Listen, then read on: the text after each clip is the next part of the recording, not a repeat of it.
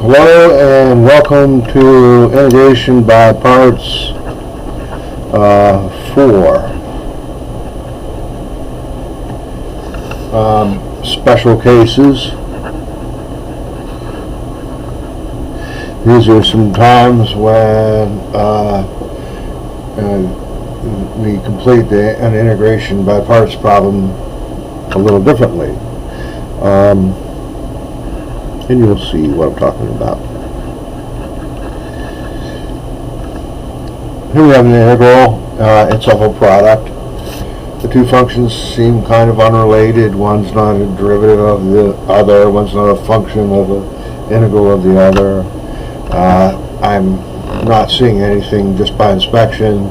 I'm ruling out just doing a quick term-by-term integral.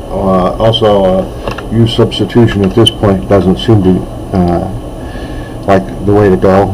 So I'm going to do integration by parts, and I'm going to let u equal x, and dv equal to secant squared of x dx.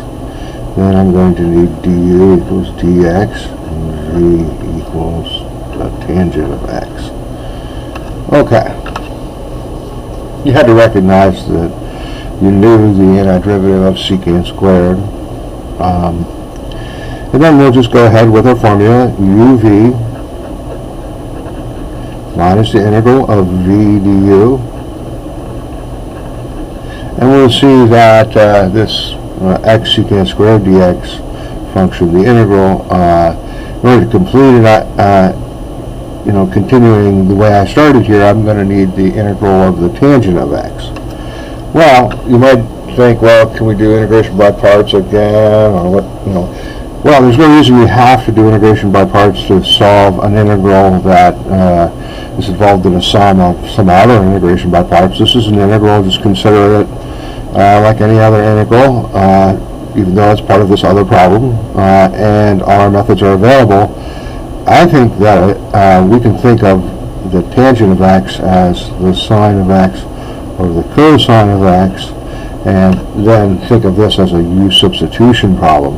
In fact, let's let u equal to cosine x and du equal to negative sine x dx, and we'll see that our original integral here can be phrased as x tangent x minus this newly formed negative du over u, which we would have sine of x would be negative du, and cosine x is u, so we have x tangent of x plus the integral of du over u, that's x tan x plus natural log of u. So we'll make the final substitution in. U was the cosine of x. I'll finish writing the problem. The only real difference here is when we set up our first integration by parts here, we were left with an integral that we use a different method on. That's fine. The integral of the tangent of x has one unique set of a family of solutions. It's the natural log of the cosine of x plus c. Doesn't matter what method you use when you're confronted with an integral inside of some other problem or wherever, all your methods are available. So that was one example where we actually used a u substitution to finish up the integration by parts problem.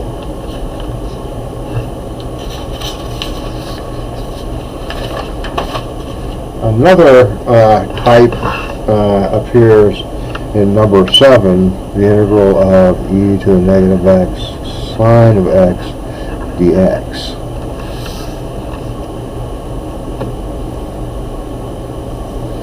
We're going to use integration by parts.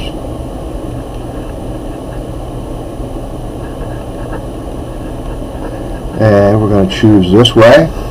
Might work. As I mentioned, sometimes you don't know if your choice is the best.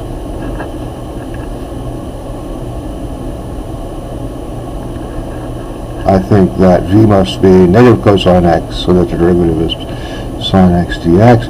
So there I have it. I started on the integration by parts. So it's uv minus the integral of v du, but oh, there's a negative sign there too. I should have left that. Okay, I combined this negative with the negative that was outside of the formula.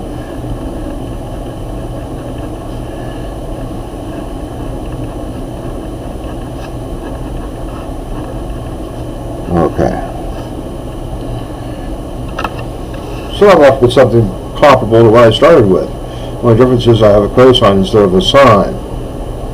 Well, I'm going to go ahead and do u substitution again and get an expression for that. If I let u equal e to the negative x again, and dv equal to the cosine of x, makes v the sine x, and du negative e, equals negative e to the negative x dx. And that will make the bracket term, that is this integral, equal to uv e to the negative x sine x minus the integral of v du, which is negative e to the negative x sine x dx. And so I have my total integral equal to negative e to the negative x cosine x. I distribute this negative sign minus e to the negative x sine of x.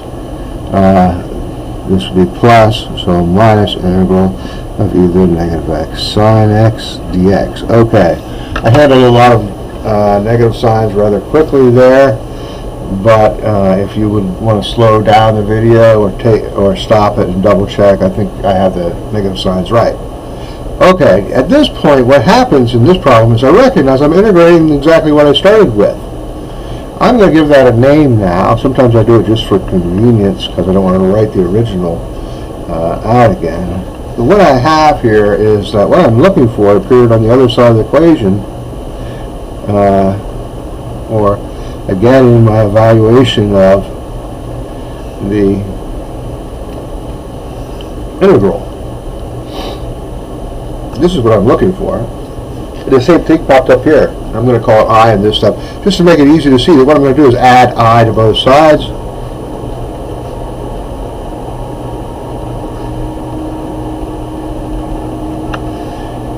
And so then I equals negative e to the negative x cosine x minus e to the negative x sine x over 2. Divided by that 2, and add a constant on there. So in this case, I did integration by parts twice, and after I did the second time, in my expression, I was still left with an integral, but it happened to be the integral that I started out with. So I say, I know that what I'm looking for is this stuff minus what I'm looking for, so twice what I'm looking for is this stuff, therefore what I'm looking for is half of this stuff. So that's a case when my original integral appeared later on in the problem, and I was then able to write an equation that I could solve using properties of equivalence to get my integral. One more example, number 8, was the integral of e to the 2x cosine 3x dx, and I left that for homework. So for day 4,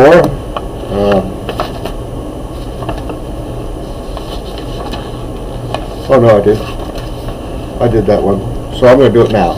Okay, example 8, one more of the special case on day 4, the integral of e to the 2x cosine 3x dx. Okay, integration by parts, u equals e to the 2x, du equals 2 to the 2x dx, dv must then be cosine of 3x dx, and v must have been sine 3x over 3. This I had to figure out in my head, the integral of, or the antiderivative of cosine 3x, and the derivative of e to the 2x. With this decision, then I can rewrite this original integral, uv minus the integral of v to u.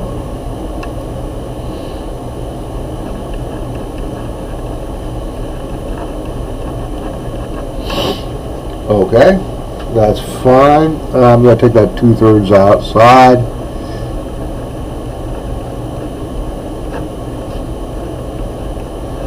The integral e to the 2x sine 3x dx. And I'm going to handle that integral again with integration by parts. So this brackets part here, I'm going to use that to sort of indicate. Now I'm going to let u equal e to the 2x and dv equal to sine 3x dx. Again, letting my function u be e to the 2x, du equals 2 e to the 2x dx. V must have been negative cosine 3x over 3. And I'm going to rewrite the brackets term as uv e to the 2x negative cosine 3x over 3. There's uv minus the integral of v to u, but that's plus 2/3 integral e to the 2x cosine 3x dx. And much like the last problem, I see my original integral appearing up here in my expression, for the integral I add to do the problem using integration by parts. So that's good. I'm glad I have I equals e to the 2x sine 3x over 3. Now minus 2/3 of, now I'm going to distribute that negative 2/3 throughout that bracket, so it's going to be plus minus 2/3 times negative e to the 2x cosine 3x over 3. And also minus 2/3 times plus 2/3, that would be minus 4/9 of I, what I was originally looking for. Alright, I equals stuff minus 4/9 I, that means 13/9 of I equals this stuff. Sine 3x over 3 plus 2/9 e to the negative 2x cosine 3x. And so then I equals 9/13 of all that. And that would simplify down. You can distribute the 9/13s and the coefficients will simplify down. But you get the idea here this far. What I did was integration by parts once. I was left with this integral. Looks similar to my original. I did it again, and I could see what was going through. If I kept choosing, that cosine would come up again.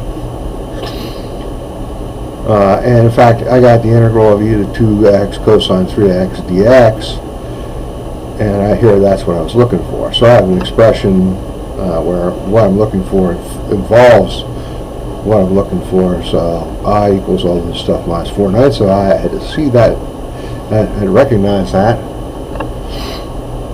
And then properties of equivalence, algebra to finish up and solve for I. Let's see there. Okay. Let's see the whole problem once. So, and that's day 4 for integration by parts. Some special cases. You've had some homework. Try to do those problems.